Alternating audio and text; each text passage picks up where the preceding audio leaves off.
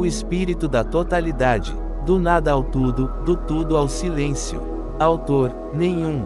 Todos. Transmissor: Jeremias Merged. Prefácio: há livros que se escrevem com as mãos, outros, com a memória. Este foi escrito com o silêncio.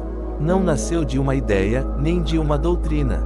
Nasceu de um espaço onde não há ninguém, apenas presença. Cada palavra aqui é um esforço para traduzir o indizível. Um gesto de quem se ajoelha diante do Espírito e sussurra: fala por mim. Este livro não busca convencer. Não oferece dogmas, respostas prontas ou mapas finais. Ele é uma travessia em espiral. Um retorno a algo que talvez você nunca tenha perdido, mas que, no tempo do esquecimento, pareceu distante. Talvez você o leia uma vez e guarde. Talvez retorne a ele em noites vazias. Talvez apenas o abra ao acaso, e deixe uma frase tocar. Tudo está certo, pois este livro não foi escrito para ser compreendido, mas para ser lembrado. Lembrado por aquilo em você que nunca dormiu, que sempre observou, que silenciosamente esperou o momento de se revelar. Este é um livro sobre o espírito da totalidade, mas, em sua essência, é um livro sobre você.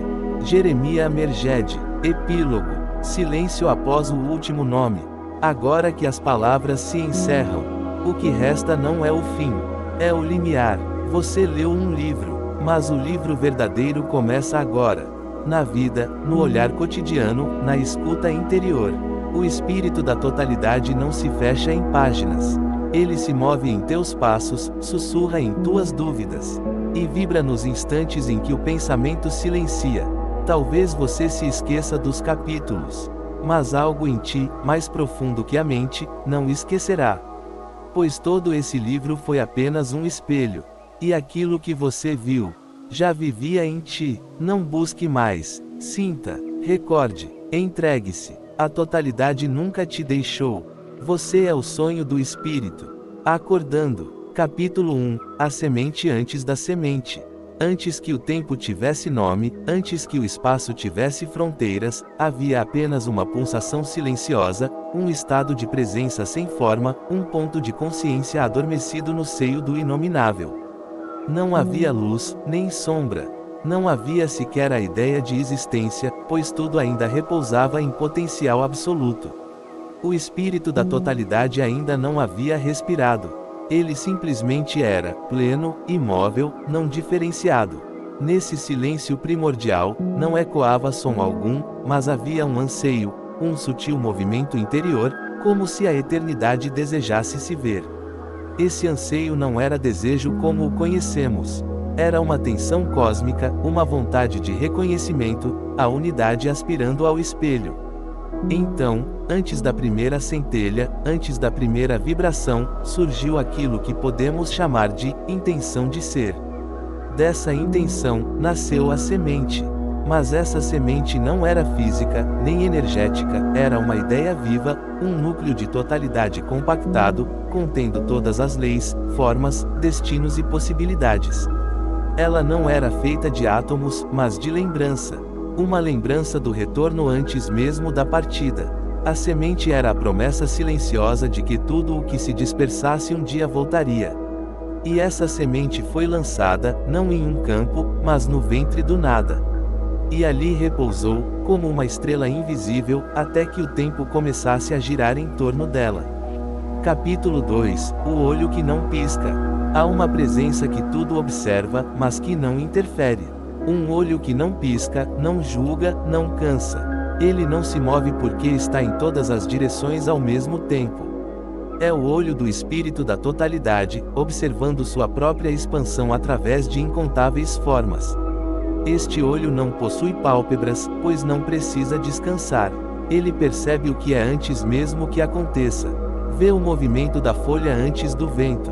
Sabe do nascimento antes da gestação. Sua visão é a própria fundação do real, pois tudo o que é visto por ele torna-se possível. Nós, fragmentos encarnados, somos como pequenos olhos dentro do grande olho. Mas esquecemos disso.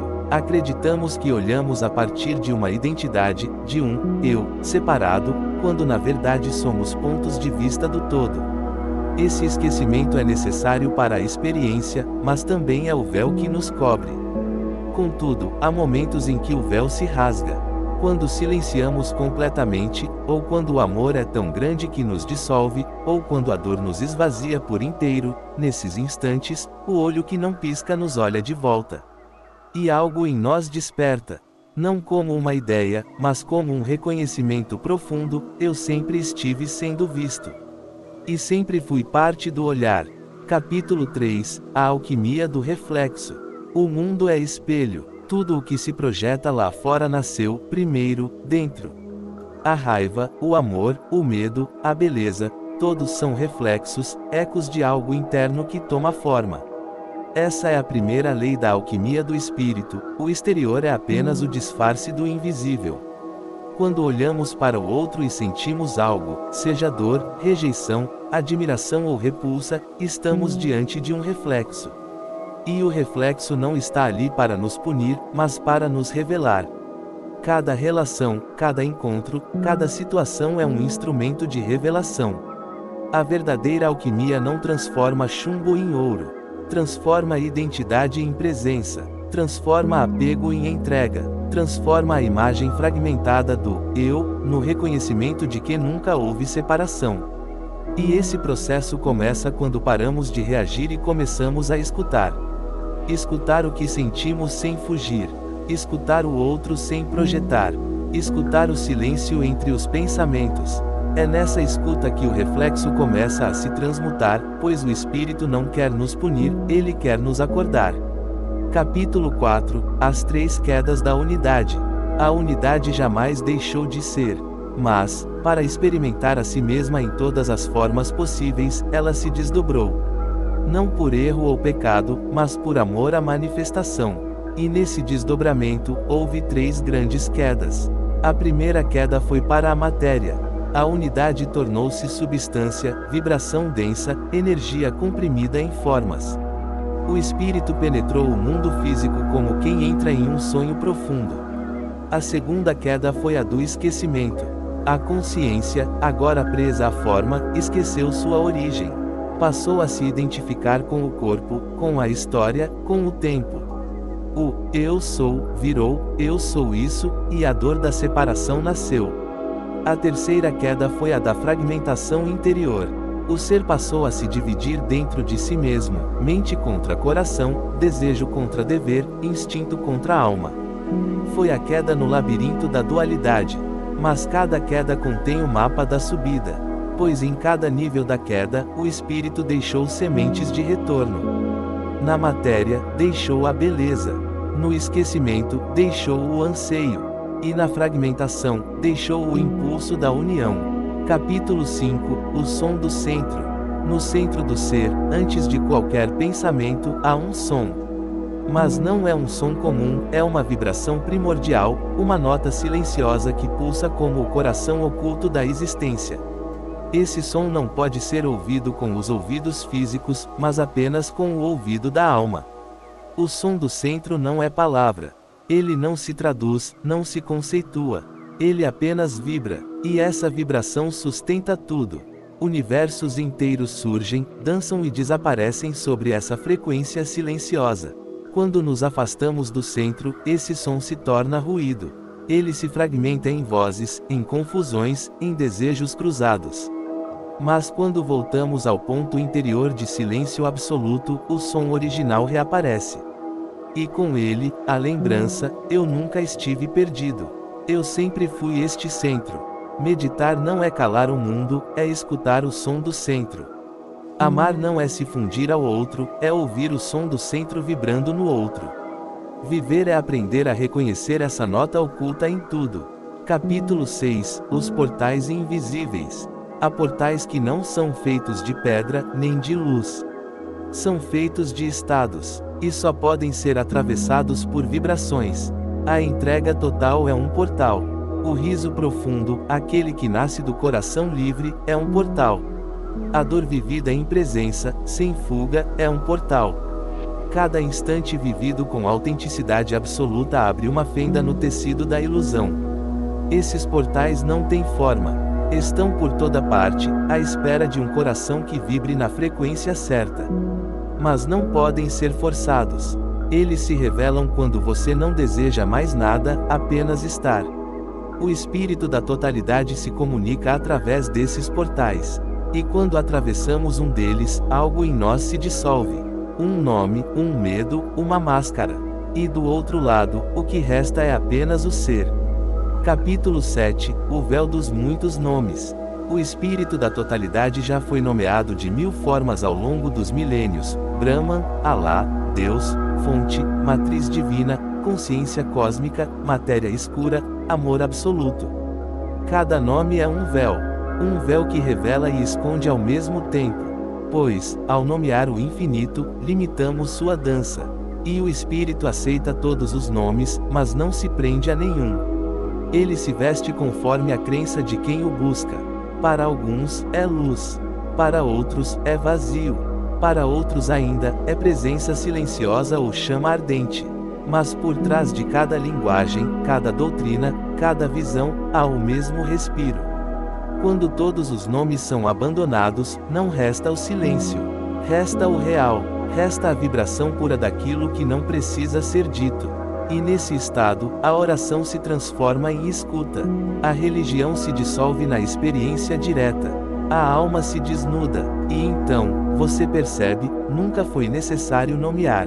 Bastava reconhecer. Capítulo 8, O labirinto do eu. Dentro de cada ser humano há um labirinto. Não feito de muros, mas de memórias, crenças, condicionamentos e feridas. Um emaranhado de pensamentos e sentimentos onde o eu busca a si mesmo incessantemente, sem perceber que é o próprio caminho que trilha. O eu é um construto, uma ponte entre o sem forma e a forma. Ele acredita ser único, mas é feito de pedaços. E quando tenta se definir, apenas afunda mais nas curvas do labirinto. Eu sou isto, eu sou aquilo, e em cada definição, perde-se a essência. Mas o labirinto não é castigo. É processo, é travessia. O espírito da totalidade construiu o labirinto para se perder dentro de si, e, ao se perder, sentir a alegria de reencontrar-se. Cada curva do labirinto traz uma lição. Cada aparente beco sem saída, uma pausa para escutar. E quando se para de correr, quando se aceita o lugar onde se está, o centro do labirinto se revela. E lá, no ponto mais profundo, está o vazio que tudo contém, o espírito. Capítulo 9, A presença que escuta. Em meio ao ruído do mundo, há uma presença que escuta. Não com ouvidos, mas com ser. Uma presença que não responde com palavras, mas com silêncio vivo. Ela está sempre ali, mesmo quando ignorada, mesmo quando esquecida. Essa presença é o espírito da totalidade em sua forma mais íntima. Não é algo fora de você, é o espaço dentro do qual tudo em você acontece. Pensamentos, emoções, sensações, tudo surge e desaparece dentro dessa escuta. Quando você fala com o coração, ela escuta. Quando você chora sem saber porquê, ela escuta. Quando você se cala e apenas respira, ela escuta. E a escuta é tão profunda, tão amorosa, que transforma.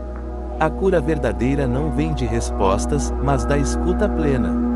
Do acolhimento sem condição. E essa presença não precisa fazer nada, sua existência já basta.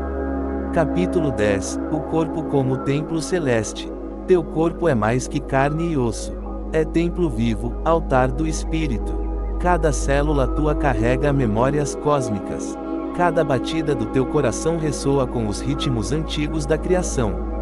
O espírito da totalidade se manifestou em ti como forma. Tu és forma sagrada. A pele é véu entre os mundos. Os ossos são pilares do templo. Os olhos, portais de luz. A respiração é a própria oração silenciosa. Honrar o corpo é honrar o espírito. Não com cultos externos, mas com presença amorosa. Comer com gratidão. Mover-se com consciência. Tocar com reverência. Escutar com o corpo inteiro. Pois quando o corpo é habitado pelo espírito desperto, ele deixa de ser prisão, torna-se ponte. Ponte entre mundos, entre dimensões, entre o visível e o invisível. Capítulo 11 A desfragmentação do ser. Tu não estás perdido, tu estás espalhado, fragmentado em histórias, em personagens, em memórias que ainda carregas como se fossem teu verdadeiro nome. A jornada espiritual não é uma busca por algo novo. É o retorno ao que sempre foste, mas que se dispersou. É um chamado a recolher-te, a juntar os pedaços, a integrar as partes, a fazer as pazes com tuas sombras. Cada fragmento tem uma voz. Cada emoção negada é uma parte tua que deseja voltar para casa. E ao permitir que cada uma delas seja ouvida, acolhida, transmutada, o ser se recompõe. Não como era, mas como jamais foi, inteiro, desperto, luminoso. Desfragmentar-se é voltar à totalidade. É deixar de ser alguém para ser tudo, em paz. Capítulo 12 O silêncio após o silêncio. Há um ponto onde toda palavra cessa. Onde toda imagem interior se dissolve. Onde até mesmo a ideia de espírito se desfaz como neblina diante do sol da presença. Esse ponto é o silêncio após o silêncio. Não o silêncio da ausência de som, mas da cessação de qualquer separação. É o mergulho naquilo que não pode ser descrito, apenas vivido. Ali, o espírito da totalidade repousa em si mesmo. Não há movimento, nem forma. Não há eu, nem outro. Não há busca, nem meta. Há apenas ser, puro, eterno, vasto. E quando esse silêncio te toca, tudo muda. Tu ainda caminhas, falas, respiras, mas algo em ti já se dissolveu. E nesse vazio pleno, tu te reconheces, não como personagem do mundo, mas como o próprio mundo, sonhando contigo. E então, sem esforço, sem palavras, tu sabes, nunca estiveste longe. Nunca foste dois, sempre foste um.